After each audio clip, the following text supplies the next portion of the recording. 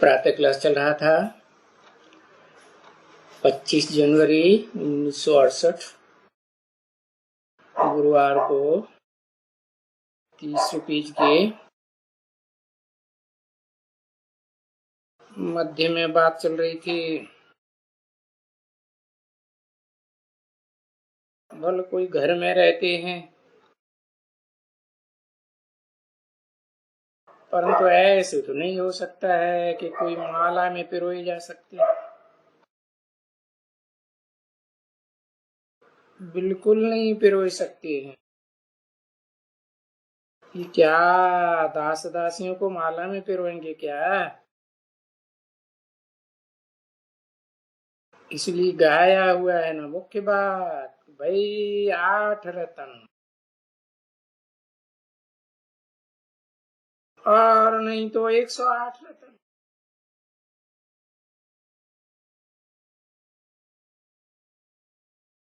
तो वो घर गृहस्थ में चिपके रहने वाले कोई 108 या 8 की माला में थोड़े ही आ सकते हैं। बिल्कुल नहीं। वो हद की गृहस्थी है। और बाप तो बेहद का वसुधैव कुटुंबकम बनाने के लिए आया हुआ है, विश्व कल्याणकारी बनाने के लिए आया हुआ है।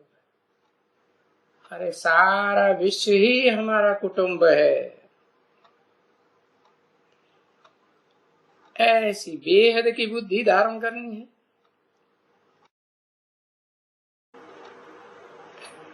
कि हद के संबंधियों में बुद्धि लगाए रखना है। बिल्कुल नहीं।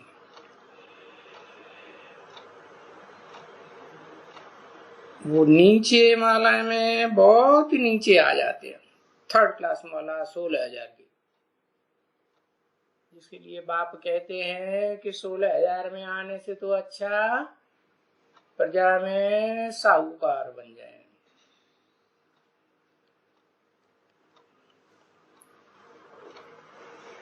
क्योंकि पढ़ाई पढ़े ही नहीं और पढ़े भी हैं थोड़ा बहुत तो और ही धम चक्कर मचाने वाले बने। न पढ़ते हैं न दूसरों को पढ़ने देते। और फिर नहीं पढ़ेंगे तो जरूर पढ़े के आगे भरी तो ढोएंगे ना। वो कहते हैं ना पढ़ेंगे लिखेंगे तो बनेंगे नवाब, रोलेंगे पिलेंगे तो होंगे खराब। तो ये भी तो कायदा है ना, बहुत कायदा है। अभी देखते हो दुनिया में बड़े बड़े ऑफिसर हैं है? उनके पास कितने क्लर्क होते हैं है? और वो ऑफिस वाले ऑफिसर कितने कितने के ऊपर हुक्म चलाते रहते हैं है? तो देखो दास दासियों के ऊपर भी तो हुक्म चलता है ना बच्चे। किसका? बड़ों का हुक्म चलता है। कौन बड़े? अरे वो ही बड़े जिन्हें बाप कहते हैं कि जिन्होंने बहुत अकूट ज्ञान भंडारी का ज्ञान भंडार धारण किया है, वो ही बड़े ठहरे। तो ये समझाने बाप देते हैं ना। और ये समझाने क्यों देते हैं कि फिर भी ये ज्ञान धारण करने का पुरुषार्थ करें है। कौन सा ज्ञान? वो विचारी ज्ञान जो एक से आता है। नहीं तो अनेकों से सुनते रहेंगे, अनेकों के पिट्ठू बने रहेंगे, अनेकों की बातें मानते रहेंगे तो विचारी ज्ञान हो जाएगा। जो बाप आकर के आत्मा का अर्थ आत्मा के कल्याणार्थ पुरुषार्थ कहा जाता है ना, कराते हैं, वो तो नहीं हो सकेगा क्योंकि देहधारियों के पीछे लग पड़े। बाप तो विदेही है, देह के बिल्कुल विपरीत है, विदेही। सदा आत्म की स्थिति में रहने वाला है ना, तो जितना हो सके इतना आत्म की स्थिति में रहने का पुरुषार्थ करे। पर देखा जाता है कि नहीं करते हैं, है? पुरुषार्थ ही जैसे कि बंद हो गया। पुरुष मने आत्मा, आत्मा के अर्थ जो करना चाहिए वो नहीं करते, देह के धंधों में ही लगे रहते। देह की परवरिश कैसे हो? अरे वो तो बाप ने बता ही दिया कि पाव भर आटा देह को मिलता रहेगा तो भी जिंदा रहेंगे कि नहीं रहेंगे? फिर देह के पीछे इतना हाथ धो के पड़ने की क्या जरूरत है? कहते हैं हमें दास दास ही बन रहा है, हम मजबूर है। तो बाप कहते हैं जैसे अपना पुरुषार्थ सारा बंद कर देते हैं आत्मिक स्थिति धारण करने का। तो बाप बैठ करके समझाते हैं क्या? समझाने के लिए भी कोई तन में बैठना पड़ता है बाप को। ऐसे नहीं कि दादा लेकर आज ब्रह्मा के तन में सुनाने के लिए ही बैठना पड़ता है। तो बैठ करके समझाते हैं कि भाई बस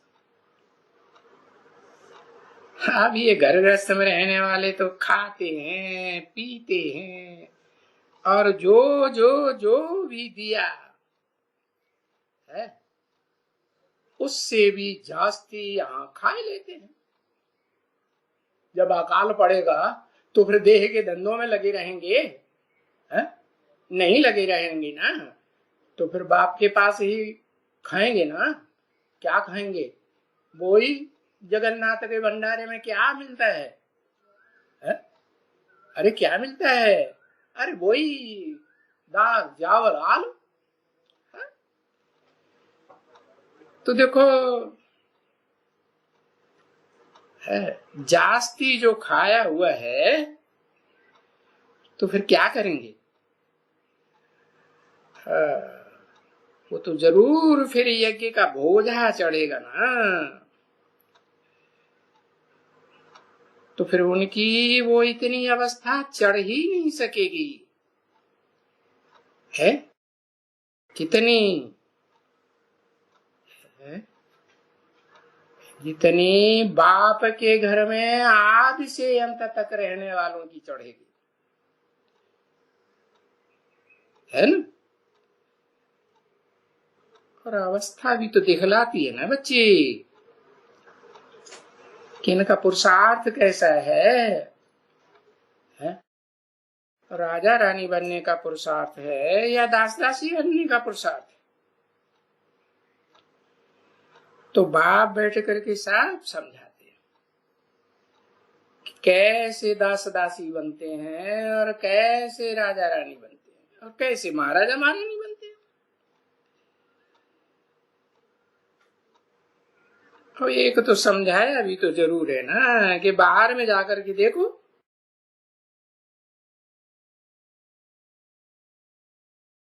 वो जैसे वो आया है ना, है चिट्ठी, भाई प्रेम प्रकाश गया है गुलजारी लाल नंदा के पास, तो बुद्धि है ना उसको, तभी तो गया ना। और कोई बच्चे जा सकते हैं क्या? नहीं। जो कम बुद्धि वाले हैं वो तो नहीं जा सकते हैं। हाँ, उनसे भी अगर कोई जास्ती बुद्धि वाला होगा, किनसे? क्या नाम बताया? प्रेम प्रकाश। उनसे भी जास्ती कोई अच्छी बुद्धि वाला होगा तो जा सकते हैं। तो उनको वो बुद्धि है, वो तो लड़ेंगे भी ऊंचे से, है ना? जिसमें ताकत है बात करने की किसी भी बड़े आदमी से है, तो वो तो कुछ न कुछ तू मैं तो होती है ना। है? वो अपनी बात कहेंगे, वो अपनी बात कहेंगे, अपने अपने संस्कारों की बात कहेंगे, लड़ाई होती है? 25 जनवरी 1968 की प्रातः क्लास का चौथा पेज। तो ये जो माया के मुरीद हैं, क्या कौन सी माया? इन आंखों से जो कुछ भी देखते हो, बीबी, बाल, बच्चे, घर, बार, दुनिया, एरोप्लेन, ये सब माया का रूप है। अरे ये आसुरी संप्रदाय है। तो भाई देखो, इनको दुनिया का पोजीशन मिला हुआ है ना। हाँ। तो फिर उन पोजीशन वालों को भी जाके समझाना पड़ता है। हाँ? क्या पोजीशन मिला हुआ है? हाँ? रोटी, कपड़ा और मकान औरों के मुकाबले, गरीबों के मुकाबले ऊंची स्टेज का लेते हैं ना, ऊंची पोजीशन का लेते हैं, या सूखी रोटी दाल चावल? हाँ? क्या लेते हैं? क्या बुद्धि में आता है? अरे हम 36 प्रकार के भोग खाने वाले, ये तो रोटला खाने वाले भी। अब देखो शास्त्रों में नाम उसका क्या रखा, बिल का। एकलव्य क्यों नाम रखा? अरे कुछ मिले न मिले, लेकिन एक से जिससे लव किया वो मिल जाए। अब उन्हें तो घर बार चाहिए। तो ये जो गया एक के पास, ये तो बहुतों के पास जाना पड़ता है ना। ऐसे नहीं कि एक गुलजारी लाल नंदा के पास जाने से हो जाएगा, तो जाना पड़ता है। वो समझे, क्योंकि वो भी तो गवर्नमेंट है ना। क्या अकेला गुलजारी लाल नंदा ही गवर्नमेंट है? नहीं। तो देखो यहां तो ये गुप्त गवर्नमेंट है। गुप्त क्यों?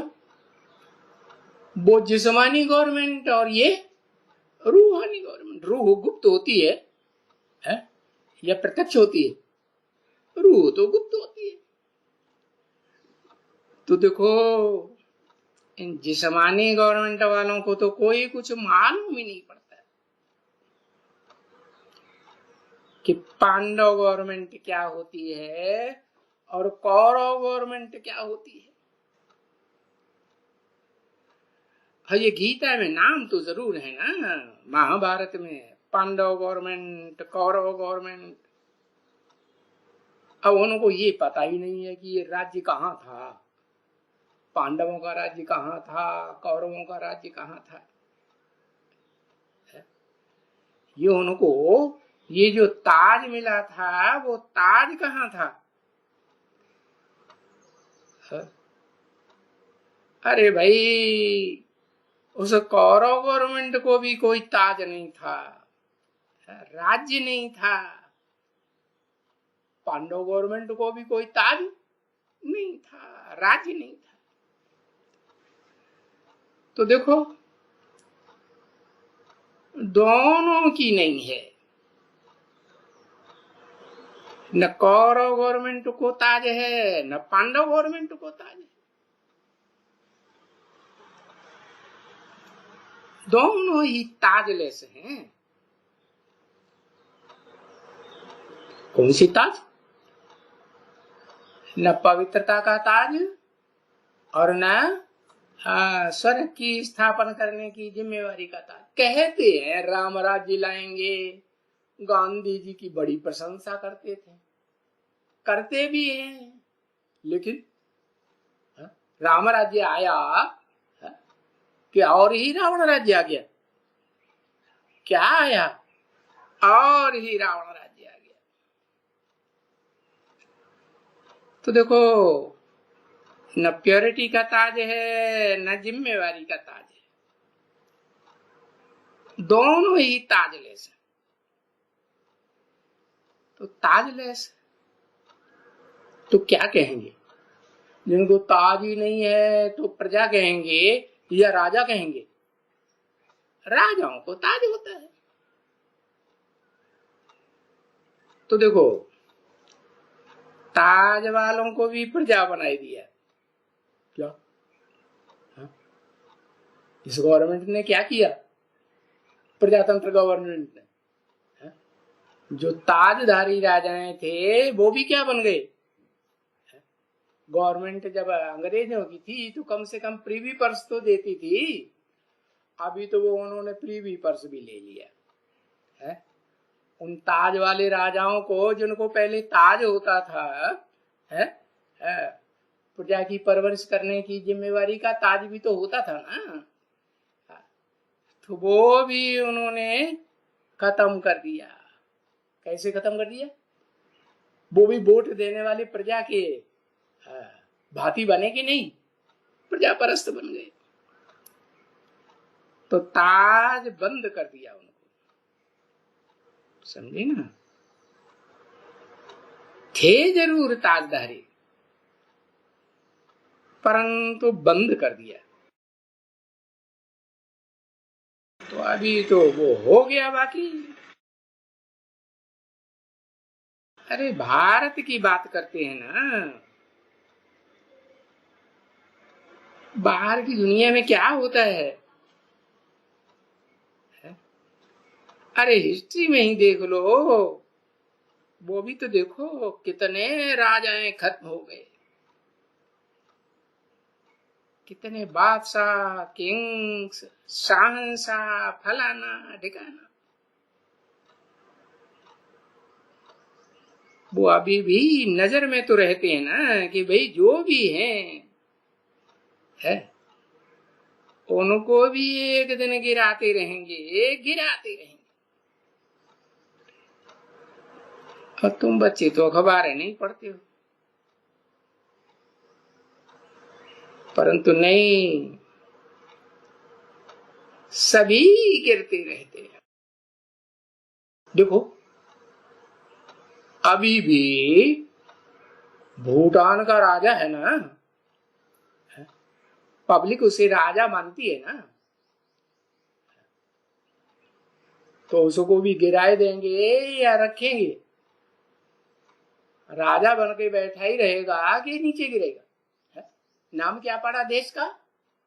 ब्रूटॉन। ब्रू माने ये जो भौं होती है ना, भ्रकुटी, हाँ, वो अगर ताम दे तो 1 सेकंड में विनाश कर सकता है। इतनी पावरफुल आत्मा है। कौन? बेहद का भूटान का राजा। वो तो यादगार बनी हुई है अभी, छोटे से देश है भूटान की। तो देखो अंतिम जन्म में वो भूटान का राजा भी, बेहद का भी गिर जाता है ना, नहीं गिरता? प्रजा बनता है कि नहीं बनता है? प्रजा बन जाता है कि गवर्नमेंट में कुर्सी पे बैठता है। गवर्नमेंट की कोई कुर्सी मिलती है? नीचे से नीचे, ऊंची तो ऊंची, कैसी भी मध्यम, कोई कुर्सी मिलती है? नहीं, नाक रगड़ते रहो, कुछ भी नहीं मिलने वाला। क्या 200-400 जगह अप्लाई करो, है? कितने भी साक्षात्कार देने के लिए जाओ, छोटी पोस्ट पर भी कहीं लिया जाता है? कहीं नहीं लिया जाता। तो देखो सबको गिराते रहते हैं, और सब गिरते रहते हैं अभी, और सबको गिराए गिराए करके, और हो सकता है कि बस बादशाही सबकी चट्ट हो जाएगी। अभी जो प्रजातंत्र राज्य में भारत में कुर्सी पे बैठे हुए हैं वो भी क्या बन जाएंगे? नास्तिकों की गवर्नमेंट आएगी तो ये कोई बचे रहेंगे क्या? ये सब चट्ट खाते। क्यों? क्योंकि सिविल वार हो जाती है ना, है। तो सिविल वार में कोई राजाएं थोड़े ही होते हैं? होते हैं? नहीं, आदमियों के तो आदमी आदमी से लड़ पड़ते हैं, लड़ पड़ेंगे। आगे राजाएं आपस में लड़ते थे और सेना के साथ लड़ते थे। अभी न राजाएं हैं न उनकी सेना है, बाकी मनुष्य मनुष्य में लड़ पड़ते हैं।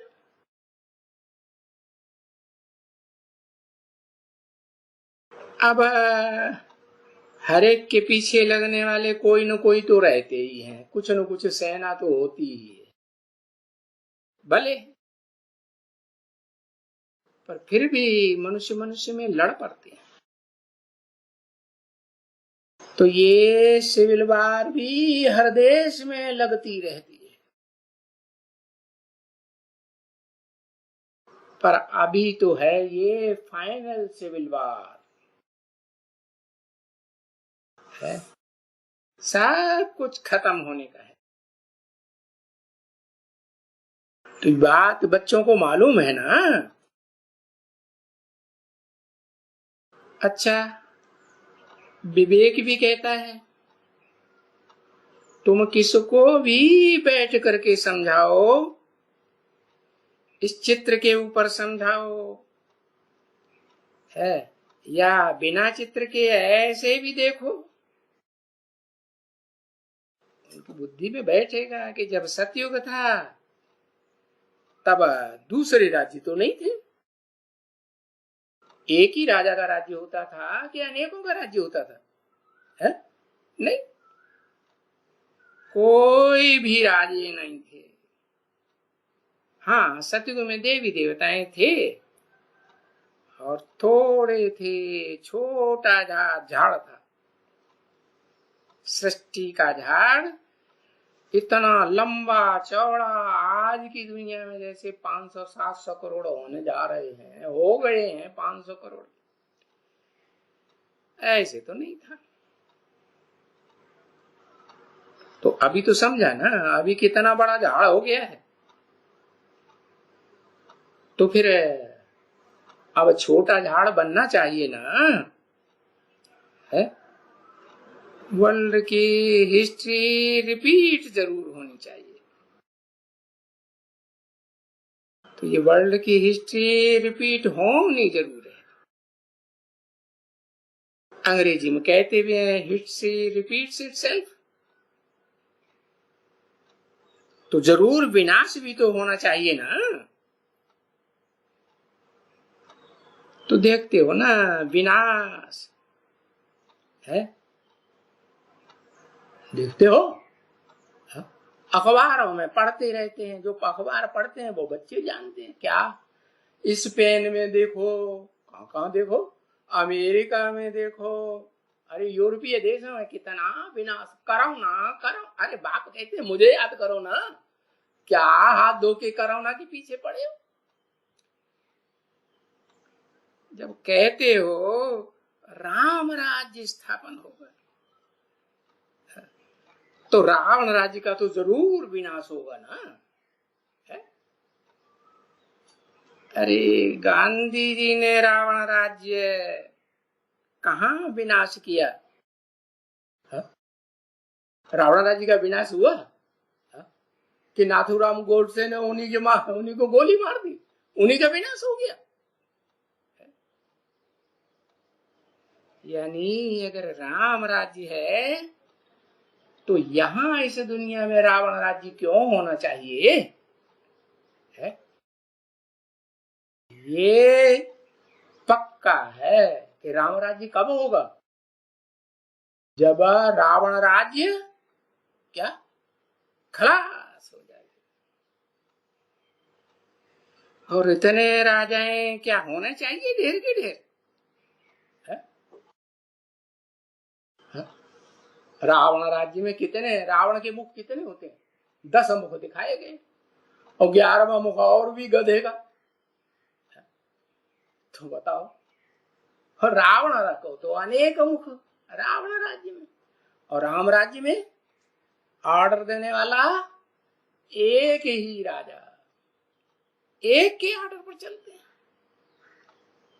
अब यहां तो इस दुनिया में तुंडे तुंडे मत भिन्ना। बाप की बात कोई मानते हैं क्या? है? पूरा श्रीमत पर चलते हैं क्या? कितना तिक्र मिक्र करते हैं। अरे क्या नौकरी पेशा वालों के लिए ये बात नहीं चलेगी? चलेगी कि नहीं चलेगी? अरे बाप नौकर बनाने आए हैं क्या? बाप तो राजा बनाने आए। और यथा राजा तथा प्रजा। और जो रावण राज्य में राजाइयां होती हैं वहां ऐसा नहीं होता क्या? यथा राजा तथा प्रजा, ऐसे ही परवरिश होती हो जैसे राजघराने में परवरिश होती है राजाओं के बच्चों की। प्रजा का अर्थ क्या है?